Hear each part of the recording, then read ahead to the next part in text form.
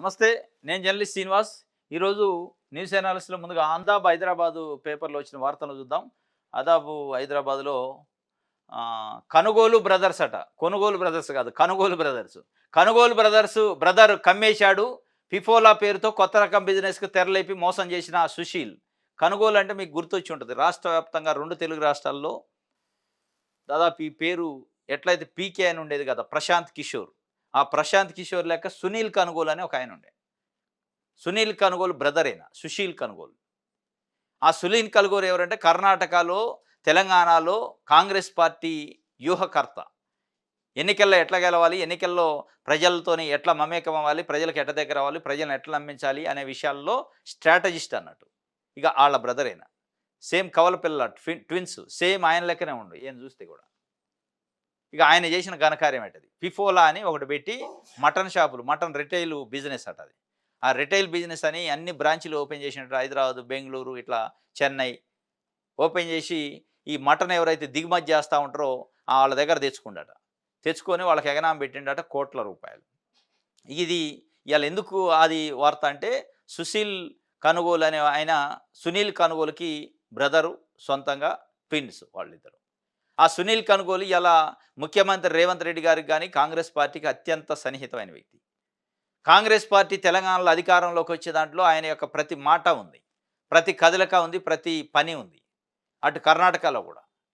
కాబట్టి ఆయన మరి ఇన్‌ఫ్లుయెన్స్‌ని వాడిండా ఏం తెలవదు గానీ ఇది 2023లో జరిగిన ఘటన.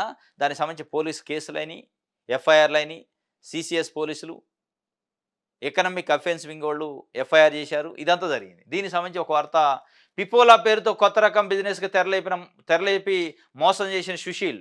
రిటైల్ షాప్ కోసం మటన్ తీసుకొని డబ్బులు ఎగ్గొట్టిన వైనం కోట్లలో పంగనామాలు. ఫిఫోలా మోడర్న్ మీట్ రిటైల్ కంపెనీ ఒక్కొక్కరి వద్ద లక్షలాది రూపాయల మాంసం కొనుగోలు తిరిగి డబ్బులు చెల్లించని ఫిఫోలా సుశీలు సీసీఎస్ పోలీసులకు సంబంధించిన బాధితులు. సుశీల్ కనుగోలు బాధితులు ఇంకెందరో తెలంగాణ, ఆంధ్రప్రదేశ్ సహా కర్ణాటక, తమిళనాడులోనూ ఇదే రకం మోసం చేసిండట ఈయన. మరి ఈయన మోసాలకి మరి ఇప్పుడున్న ప్రభుత్వాలు ఏమన్నా అండుందా? అసలు ఎందుకో గాని కదలికైతే లేదు. వాళ్ళ పాపం డబ్బులు రాక లబోదిబో అని మొత్తుకుంటున్నారు. మరి సునీల్ కనుగోలు గారైనా స్పందించాలా. ఎందుకంటే ఇది పద్ధతి కాదురా నాయన. ఇది నాకు మంచి పేరుందిక్కడ. నువ్వు చెడగొట్టొద్దని చెప్పాలి. ముఖ్యమంత్రి రేవంత్ రెడ్డి గారు కూడా స్పందించాల. ఇక దీన్ని అటు చేసి, ఇటు చేసి బయటపడ్డదాకా సప్పుడు చేయకుండా లేదు, లేదు మాకు సంబంధం లేదు, లేదు, లేదు నాకు సంబంధం లేదని తప్పించుకోకుండా చేస్తే బావుంటది. ఇగో ఈఓడబ్ల్యూ లెటరు. కేఎన్ ప్రమోద్ ప్రశాంత్‌కి 35 లక్షలు ఇయ్యాలట. కేఎన్ ప్రమోద్ ప్రశాంత్‌కి ఇంకో 9,15,000. మహమ్మద్ వజీద్ 13,16,000. పి లక్ష్మణ్ 12,23,000. కేఎన్ గణేష్ 4 లక్షలు. బి నర్సింగ్ 5,65,000. ఇంకా ఇట్లా 10 లక్షల రూపాయలు శ్యామ్ సుందర్ రెడ్డి. ఇట్లా చూసుకుంటూ పోతే 89,87,000 రూపాయలు ఓన్లీ కంప్లెయింట్ ఇచ్చినోళ్ళు ఉన్నారు. సీసీఎస్ పోలీసులకు ఫిర్యాదు ఇచ్చారు. ఎప్పుడో ఇచ్చారు. అయినా ఇప్పటికి చర్యలు లేవు. ఆడ నుంచి వసూలైంది లేదు. మన లేదు. దీనికి సంబంధించి వార్త ఈరోజు ఆదాబ్ హైదరాబాద్‌లో ఉంది. ఇగో దీనికి సంబంధించిన పేపర్స్ అన్నీ కూడా డాక్యుమెంట్స్ ఇగో ఈఓడబ్ల్యూ టీమ్ 3 21/2023 రోజు కంప్లెయింట్ ఇది. ఇంకా అప్పటికి నాకు తెలిసి అధికారం కూడా రాలే. ఈయన చీటింగ్ చేసిన వ్యవహారం అంతా ఉంది ఇందులో కథ. ఇంక ఎవరెవరికి ఎంతెంత ఇయ్యాలనేది. మటన్ షాపులోళ్ళకి. ఇగో ఫిఫోలా రిటైల్ ఇండియా ప్రైవేట్ లిమిటెడ్ అని పెట్టి వాళ్ళకి హామీ కూడా ఇచ్చిండు. ఇగో నేను నీకింత ఇయ్యాలా, నీకింత ఇయ్యాలని వోచర్స్ ఏమంటారు ఇయన్నీ ఇచ్చేశారు. ఇచ్చేసిండు గానీ ఎగ్గొట్టిండు. డబ్బులు ఇచ్చేది లేదు. ఈళ్ళు తీసుకునేది లేదు. వాళ్ళు లబోదిబో అంటున్నారు. 35,11,150 ఎవరికి? ఇది కేఎన్ ప్రమోద్ అనేది. ఈయనకియ్యాల. ఇట్లా ఒక్కొక్కళ్ళకి 35,00,000, 20,00,000, 10,00,000 ఎగ్గొట్టే పరిస్థితుల్లో ఇప్పుడు వాళ్ళు ఎఫ్ఐఆర్ చేశారు గానీ పట్టించుకునే పరిస్థితుల్లో ప్రభుత్వం యంత్రాంగం లేదు అనేది ఇగో ఆయనకు సంబంధించిన ప్రస్తుత సీఈఓ ఆఫ్ ఫిఫోలా సుశీల్ కనుగోలు. ఆయన ఫోటోలు, ఆయన కథ. సేమ్ ఉన్నారు ఇద్దరు. కవల పిల్లలు కదా! ఇగో ఈయన. ఫిఫోలా మోడర్న్ మీట్ రిటైల్ షాప్ అట ఈళ్ళది. చెన్నైలో ఉన్నాయి, బెంగుళూరులో ఉన్నాయి, హైదరాబాద్‌లో ఉన్నాయి. అక్కడక్కడ ఏర్పాటు చేసి ఇట్లా చెక్కులు కూడా ఇచ్చిండట. ఎవరైతే ఎవరికైతే డబ్బులు ఇయ్యాలో వాళ్ళకి చెక్కులు కూడా ఇచ్చిండు. ఫేక్ చెక్కులు అంటే బౌన్స్ అయ్యే చెక్కులు. డబ్బులు లేవు మన లేవు. చెక్కులు ఇచ్చిండు వసూలు చేసుకోండి అన్నాడట. చెక్కులు బౌన్స్ అయినయి ఏందిరా నాయనా అంటే ఏం చేసుకుంటారో చేసుకోండి అంటాడట. ఏంది ధీమా? ధీమా ఏందంటే కర్ణాటకలో కాంగ్రెస్ ప్రభుత్వం ఉంది. తెలంగాణలో కాంగ్రెస్ ప్రభుత్వం ఉంది. ఆ ప్రభుత్వాన్ని తెచ్చింది మా బ్రదరే అధికారంలోకి. ఆయనకు తెలవని ముఖ్యమంత్రులు, ఆయనకు తెలవని మంత్రులు ఏం చేసుకుంటూ చేసుకో అన్నాడట. అనే పద్ధతిలో మాట్లాడినట్టుంది. ఇగ ఇప్పుడు తీసుకోవాలి చర్యలు.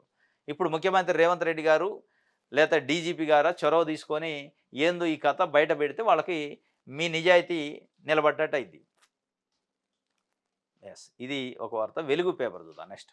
కేటీఆర్‌కు ఈడీ సమన్లు ఇచ్చిందట. ఏది ఫార్ములా ఈ రేసింగు కుంభకోణంలో. జనవరి 7న తన ముందు హాజరు కావాలని ఆదేశం. ఫార్ములా ఈ రేసు వ్యవహారంలో దర్యాప్తు ముమ్మరం. 2న బిఎల్ఎన్ రెడ్డి, 3న అరవింద్ కుమార్ విచారణ.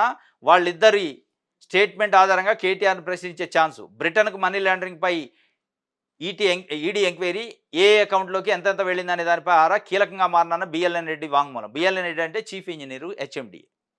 ఆయనేమో 2వ తారీఖు అట, 3వ తారీఖు అరవింద్ కుమార్ ఐఏఎస్ అట, 7వ తారీఖు కేటీఆర్ రమ్మని చెప్పారట. బ్యాంకు మేనేజర్‌ని హిమాయత్ నగర్‌లో ఉన్న బ్యాంకు ఏదైతే ఉందో ఆ బ్యాంకు మేనేజర్‌ని బెదిరించి ఇండియన్ ఓవర్సీస్ బ్యాంకు దబాయించి పంపించారట. ఇది ఎక్కడో బ్రిటన్‌కి పంపిమంటున్నారు. ఇదేంది కథ? దీనికి ఏమి లేదు కదా అని అడిగిండట బ్యాంక్ మేనేజరు. ఏం లేదు, ప్రపోజల్ లేదు, మంజూరు అయినట్టు లేదు, ఏది లేదు. ఏది లేకుండా ఎట్లా పంపాలా? అనుమతి లేదు కదా అంటే, నువ్వు దబాయించి అప్పుడు అధికారం ఉంది కదా! వాళ్ళ వాళ్ళ వాళ్ళ అధికారానికి అడ్డు అదుపు ఉందా అప్పుడు?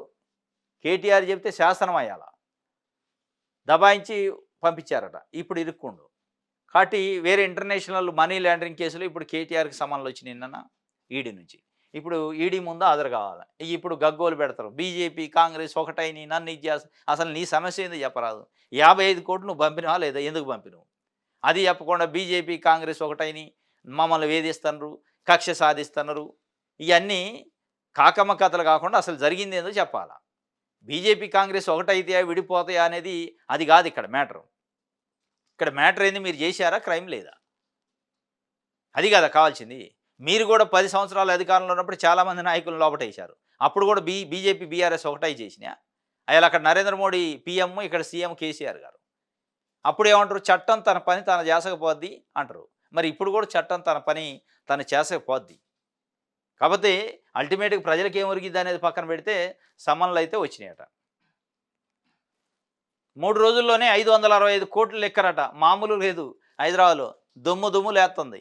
ఎందుకనుకున్నావు? 31 డిసెంబర్. ముందే రిజర్వ్ చేసి పెట్టుకున్నారు. ఎందుకంటే 2 డేస్ బంద్ ఉంటాయి వైన్ షాపులు. వైన్ షాపులన్నీ బంద్ చేస్తారు ముందే. ఓ 48 అవర్స్ ముందే ఏదో బంద్ చేస్తారు కాబట్టి మొత్తానికి క్లోజ్ చేస్తారు కాబట్టి ఇప్పుడే కొని పెట్టుకుంటున్నారు ఒక్కొక్కళ్ళు. వేల రూపాయలు మందు తెచ్చి పెట్టుకుంటున్నారట. 565 కోట్లట. డిపోల నుంచి వైన్స్, బార్లకు భారీగా లిఫ్టింగు. న్యూ ఇయర్ వేడుకల కోసం ముందస్తు కొనుగోళ్ళట. వీటికి బాగున్నారు ముందస్తు. మందు కొనుక్కోవడంలో ముందస్తు బాగున్నారు. ప్రభుత్వం కూడా అందియటంలో ముందస్తుగుంది. ఇప్పుడు తినటానికి గింజలు లేవంటే ముందస్తు ఇయ్యరు. ఇంకా వేరే అవసరాలు రైతులకు కావాల్సిన ఎరువులు, ఇత్తనాలు ముందస్తుగా ఇస్తారో ఇయ్యరో కానీ ఇదైతే ముందస్తుగా ఇస్తున్నారు. 31 ఉందనగానే డిసెంబర్ 1 నుంచి స్టార్ట్ చేశారు. ఉత్పత్తి పెంచారు. బీర్లు, లిక్కరు రెడీగా ఉంచండి మీరు. ఎక్కడ పబ్లిక్‌కి, తాగుబోతులకి ఇబ్బంది కలగొద్దు, తాగేటోళ్ళకి ఇబ్బంది కలగొద్దు అని చెప్పి ప్రభుత్వం ఏర్పాటు చేసింది. అదే రైతులు జూన్‌లో ఇత్తనాలు వేయాలంటే జూలైలో ఇత్తనాలు వస్తాయి. జూన్‌లో ఇత్తనాలు వేసే టైంలో వస్తే జూలైలో వస్తాయి. జూన్‌లో రైతు భరోసా ఇయ్యాలంటే ఇప్పటికి కూడా ఇచ్చే పరిస్థితి లేదు. ఇక అట్టుంటదనమాట. ప్రభుత్వాల ముందు చూపు ఎట్టుంటదంటే విజను. ఇప్పుడు రైతుకు కావాల్సినప్పుడు ఇత్తనాలు ఇయ్యరు. రైతుకు కావాల్సినప్పుడు ఎరువులు ఇయ్యరు. రైతుకు కావాల్సినప్పుడు పెట్టుబడి సాయం ఇయ్యరు. అంటే సమయానికి. కానీ తాగేటోళ్ళకి మందు అయితే సమయానికి ముందే అడ్వాన్స్. ఎందుకు ఇక అది బంద్ చేయటం ఎందుకు మరి? 48 గంటల ముందే మేము బంద్ చేసినాం, క్లోజ్ చేసినాం వైన్ షాపులు అంటే నువ్వు క్లోజ్ చేసేదేంది? అంత అమ్మితే క్లోజ్ చేసేదేంది? అంత అమ్మితే వాడు ఇంట్లో పెట్టుకునే. ఇక నువ్వు బంద్ చేస్తే ఏంది? బంద్ చేయకపోతుంది. ఓపెనే పెట్టుకోండి. ఇది ఒక గమ్మత్తు అనమాట. ఏదో బంద్ చేసినట్టు ఉంటుంది, సేల్స్ పెరుగుతాయి. ఎట్టటి పెరుగుతాయి మరి బంద్ చేసినట్టున్నాక? కొత్త ఏడాది వేడుకల కోసం ముందస్తుగానే లిక్కరు, స్టాక్స్‌ను, వైన్స్, బార్లు కొనుగోలు చేసి పెట్టుకున్నాయట. ఇప్పటికే భారీ స్థాయిలో లిఫ్ట్ చేసుకున్నాయి. ఆదివారం మద్యం డిపోలకు సెలవు అయినప్పటికీ లిక్కర్ స్టాక్ పంపిణీ చేసేందుకు వాటికి ఓపెన్ పెడుతున్నారు. అది ఇయాల సెలవు. కానీ ఓపెన్ పెట్టి దంచండి, అమ్మి పడేయండి అన్నాడు ప్రభుత్వం. ఎంత సాధ్యమైతే అంత పెండండి జనం కానించని. ఇలా 3 రోజుల్లోనే అంటే ఈ నెల 26, 27, 28 తేదీల్లో 565 కోట్ల మద్యం డిపోల నుంచి స్టాకు వైన్ షాపులకు, బార్లకు చేరింది. శనివారం ఒక్కరోజు ఈ అమ్మకాలు 187 కోట్లకు రీచ్ అయిందట. 187 కోట్లు. అబ్బబ్బబ్బా! ఒక్కరోజే 187 కోట్లు. ఇప్పటికే 565 కోట్లు. మరి మొత్తం ఇంకొక రోజు అయితే, ఇంకొక 2 రోజులైతే 1000 కోట్లైనా ఆశ్చర్యం లేదు. దుమ్ము దుమ్ము చేస్తారట మొత్తానికి.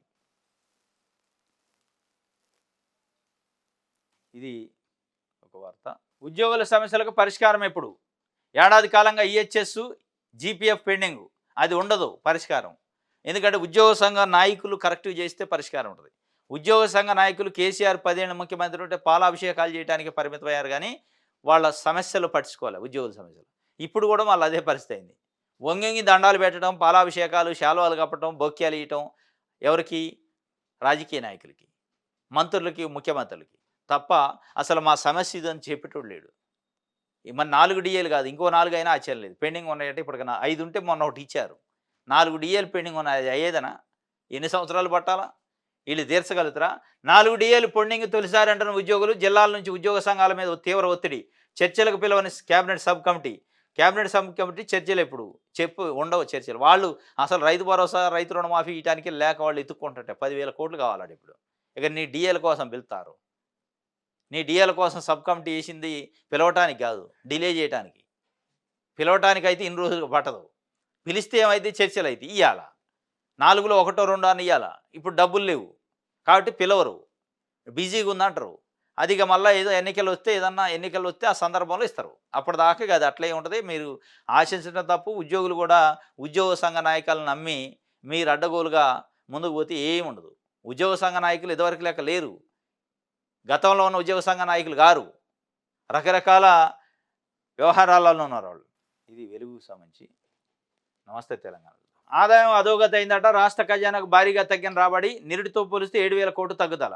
తెలంగాణ ఏర్పడిన తర్వాత తొలిసారి క్షీణత. నిరుడి కన్నా 7% తగ్గిన ఆదాయం. కోవిడ్ కష్టకాలంలోనూ ఆదాయం వృద్ధి నమోదైంది. ఈ ఏడాది ఆదాయం లక్ష్యం 2,21,242 కోట్లు. కానీ 8 నెలల్లో వచ్చింది 1,03,300 కోట్లు. అంటే సగం కూడా రాలే. ఇంకా 8 నెలలు అంటే ఇంకా 4 నెలలే ఉంది కథ. 4 నెలల్లో ఆ సగం అయితే అయ్యేది కాదు, సగం కూడా కాదు, పావలంతు కూడా కాదు. 8 నెలల్లో వచ్చేది 46.69% వచ్చింది.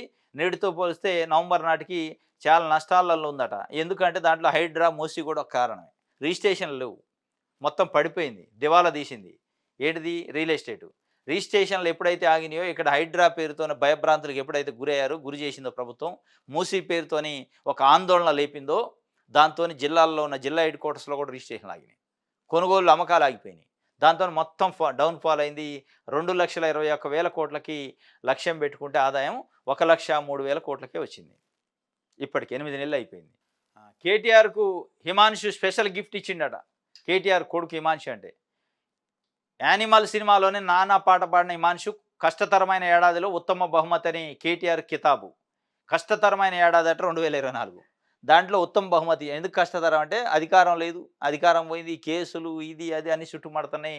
2024 అంతా బాగలేదు అనుకుంటుంటే ఒక బహుమతినిచ్చిన ఉత్తమమైన బహుమతి, స్పెషల్ బహుమతి నాకు అని చెప్పిండు. నాన్న పేరు మీద పాట పాడిండట ఆయన యానిమల్ అనే సినిమాలో. బీఆర్ఎస్ వర్కింగ్ ప్రెసిడెంట్ కేటీఆర్కు ఆయన కుమారుడు హిమాన్షు స్పెషల్ గిఫ్ట్ ఇచ్చారు. యానిమల్ సినిమాలోని నాన్న పేరిట ఉన్న నా సూర్యుడువో నా చంద్రుడువో పాటను సొంత గాత్రంతో ఆలపించారు. ఈ పాటను కేటీఆర్ ఎక్స్ ఖాతాలో శనివారం పోస్ట్ చేశారు. కేటీఆర్ హిమాన్షు తీపి గుర్తులకు సంబంధించిన ఫోటోలతో ఓ వీడియో రూపొందించిన పాటను జోడించారు. ఇది యానిమల్ సినిమా ఒరిజినల్ పాటకు ఏమాత్రం తగ్గకుండా హిమాన్షు గాత్రం కుదిరిందట. ఆయన బాడిండు శబాష్ అని ఇక మిగతా వాళ్ళు పొగడాలి. ఇప్పుడు కోర్టు ధిక్కరణ కేసులో ఎస్ఐకి 1 వారం రోజులు జైలట. 10 రోజుల పాటు తీర్పు ఉత్తర్వులు నిలిపేత. తరిగొప్పుల జనగాం జిల్లాలో కోర్టు ఆర్డర్ ఇచ్చింది, అరెస్ట్ చేయొద్దురా నాయన అని. ఎస్ఐకి తీసిపోయి లోపటేసిండు. 4 రోజుల క్రితమే ఆర్డర్ ఇస్తే కూడా అరెస్ట్ చేసిండు. కోర్టు జడ్జిమెంట్ ఉంది, హైకోర్టు చెప్పింది నేను అరెస్ట్ చేయొద్దంటే లోపటేసి ఆయనకున్న యూనిఫామ్ పవర్ అంతా చూపించిండు. ఇప్పుడు కోర్టు పవర్ చూపించింది. జైలుకు పంపండి, 1 వారం రోజులు జైల్లో ఉండి ఫైన్ కూడా కట్టమంది. 50,000 రూపాయలు ఆ క్యాండిడేట్కి ఇవ్వన్నది, అభ్యర్థి బాధితుడికి ఇచ్చి తప్పైందని చెప్పండి. ఆయన 10 రోజులు మళ్ళా ఆ కోర్టు జడ్జిమెంట్ అమలు కాకుండా అప్పీల్కి అవకాశం ఉంది. 10 రోజుల్లో అప్పీల్లో ఏం రాలేదనుకో జైలుకు పోవాలి. ఇక పోలీసు వాళ్ళు ఇప్పటికైనా బుద్ధి తెచ్చుకోవాలి. కొంతమంది అందరు కాదు. కొంతమంది అడ్డగోలుగా ఇక చేతిలో పవర్ ఉందని చెప్పి, యూనిఫాము నెత్తని టోపీ ఉందని చెప్పి ఏది పడితే అది చేస్తారు.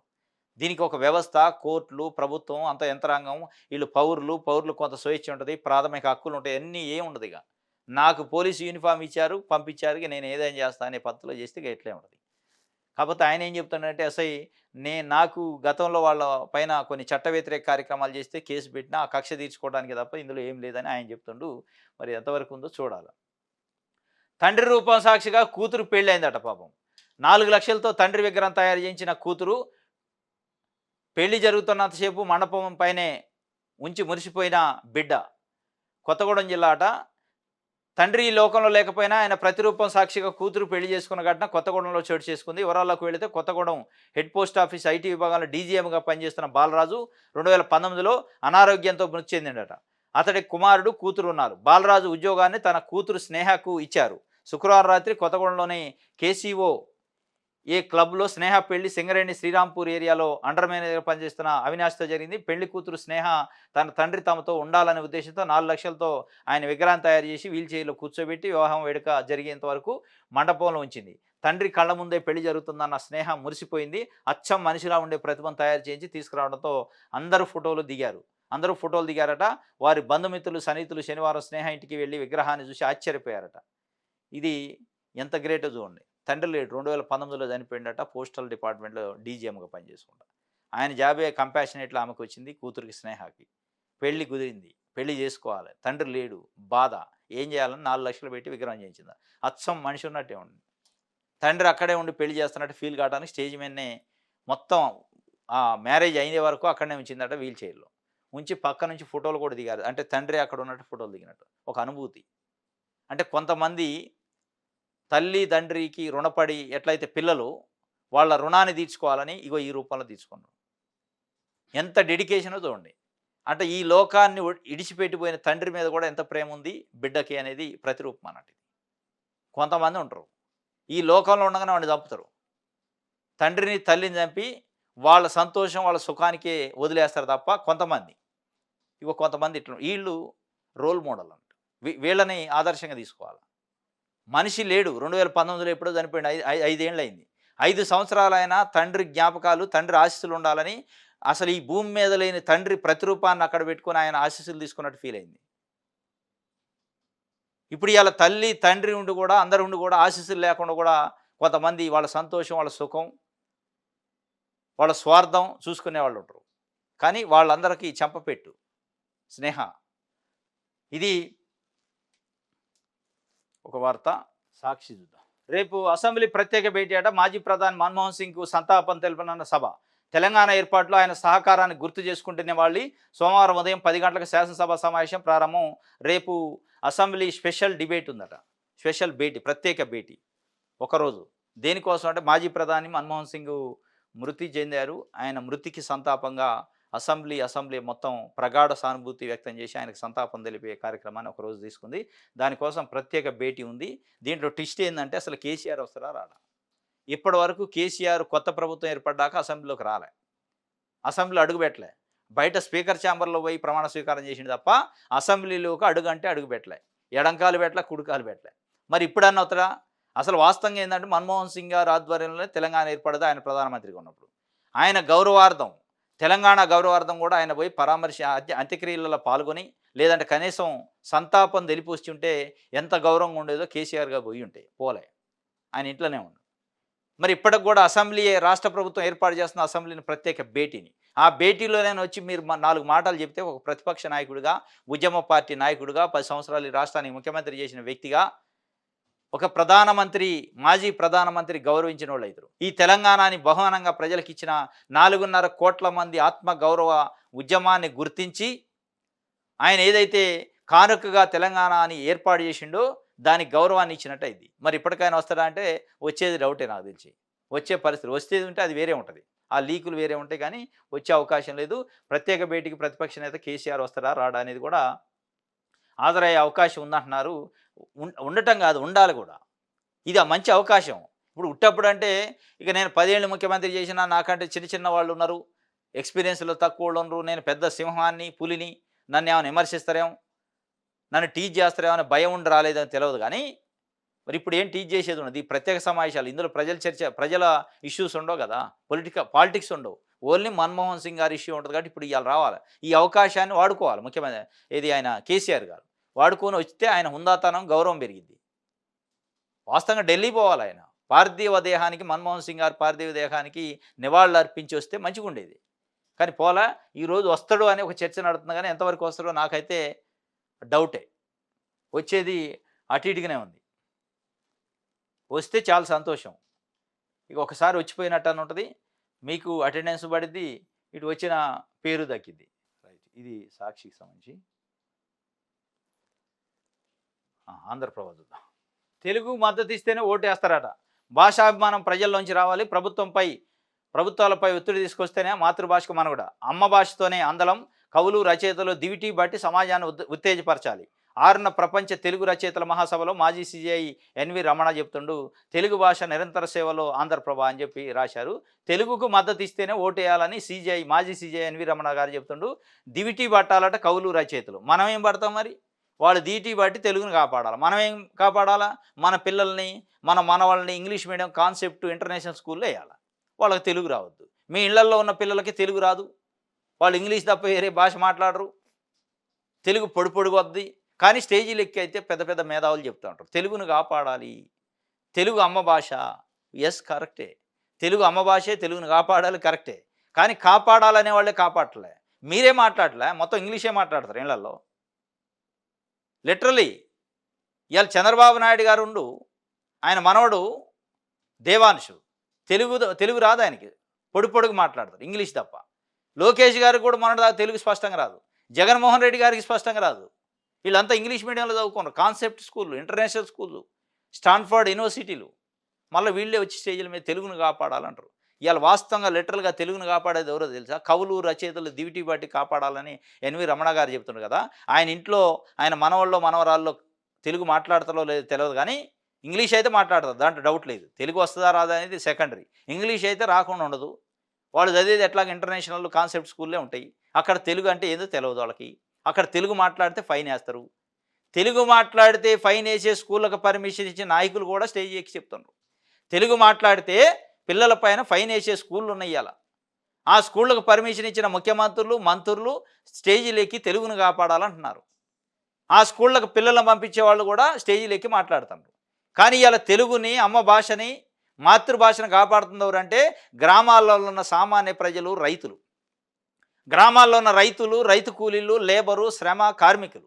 ఎందుకు అంటే వాళ్ళ పిల్లల్ని అక్కడ వాళ్ళ పక్కనే ఉన్న తెలుగు మీడియం స్కూల్లో చదివిస్తారు, ప్రభుత్వ స్కూళ్ళలో చదివిస్తారు. రెక్కాడితే డొక్కాడని ప్రజలే వాళ్ళ తెలుగును కాపాడదు, తెలుసు తెలియకో.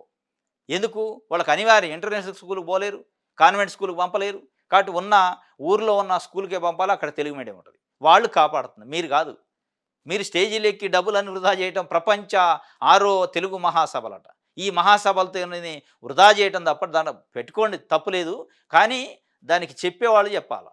అక్కడికి ఎవరిని తీసుకురావాలి? మీరు ఒక సామాన్య ప్రజల్ని తీసుకురావాలి. సామాన్య మహిళల్ని, రైతుల్ని, కార్మికులు తీసుకొచ్చి మేము తెలుగు మాట్లాడతాం, మా తెలుగును కాపాడండి మీరు అందా అని మీకు వాళ్ళు చెప్పాలి. వాళ్ళకి మీరు చెప్పడం కాదు, మీకే వాళ్ళు చెప్పాలి. పెద్ద పెద్దోళ్ళందరికీ పేదోళ్ళు చెప్పాలి తెలుగుని ఎట్లా కాపాడాలి, ఎందుకు కాపాడాలి అని. అంటే మా పిల్లలు ఇంగ్లీష్ మీడియం స్కూళ్ళలో చదివే శక్తి లేదు, మీరు తెలుగును కాపాడు, మా పిల్లలు చదివే భాషను కాపాడండి అని అడుక్కునే పరిస్థితి వాళ్ళ ప్రజలకు వచ్చింది. ఇది వార్త.